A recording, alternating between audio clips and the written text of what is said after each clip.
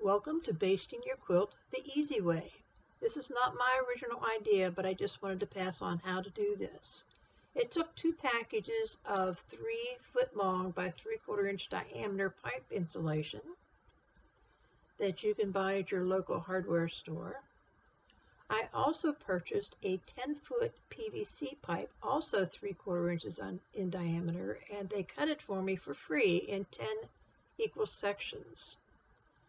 Take one of those sections and insert it into the pipe insulation, like this. Then you just add another piece of insulation to the other end of the pipe, and now you have a 6-foot length. Now you're ready to roll your quilt top. Make sure your quilt top is face up, and I have it taped on each side so it doesn't slide off my table. You'll notice there's a line on your insulation where it splits. That's a great place to line up your quilt. Just pin it all along that edge. After it's pinned, you're ready to roll. Just make sure you're rolling it nice and even. Also, make sure you remove the tape. And here's what your quilt top looks like when it's all rolled up. But what do you do if the quilt top is wider than 6 foot? No problem. Let's just add another section to it. Right now we're going to just take one of those 3-foot sections, cut it in half with just a kitchen knife. We're going to take those halves, put another piece of pipe in each end, and attach it to our original pole. Now instead of 72 inches long, we now have a 90-inch length to work with.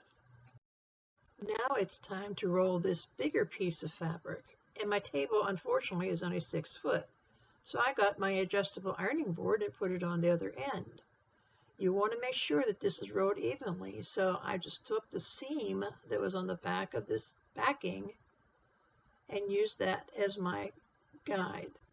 Your backing fabric should be placed face down on the table. Pin it to the line on the foam just like we did the quilt top, and make sure you roll that evenly.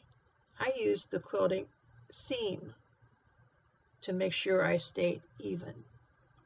Just roll that up like you did before, and again keep that seam straight in the middle and you'll be fine. You're going to repeat that same process with your batting. Putting it on the line of the tape, rolling it up until you're all done rolling. Okay, now we've got everything put together. We're going to lay it on the table like this. First you lay down the roll with your backing fabric. Then on top of that, you're going to smooth over your batting. And then you're going to put your quilt top on top of that, making sure that everything is smooth underneath. Now we're ready to start pinning. At this point, I do recommend that you have your table up against something so your rolls don't fall off. Right now, I'm starting to pin. Everything is working fine. Everything is smooth underneath. When I'm ready to move on to the next section, I just pull all sections together and move to the next section and begin pinning. Everything's working great. You see a little piece of batting there? I use that to put all the loose threads on as I go. Works out really, really good.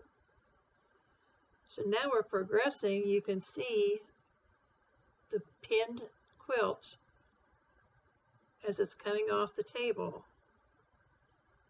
It's a nice setup. You can just sit and do it. No leaning and crawling around the floor for this. And now we're getting down to the end of the wire.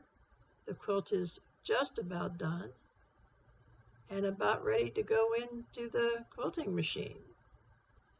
At this point, all you have to do is remove the pins from the insulation, and you've got a perfectly basted quilt, all basted, no wrinkles, priceless. I hope you've enjoyed this short little tutorial on basting. All told, our cost on this project was just slightly over $7. No sore knees from crawling around on the floor, and it turned out very, very well. For tips such as this and other great free motion quilting advice, please join us on our Facebook group, Sit Down Free Motion Quilters. We would love to see you there.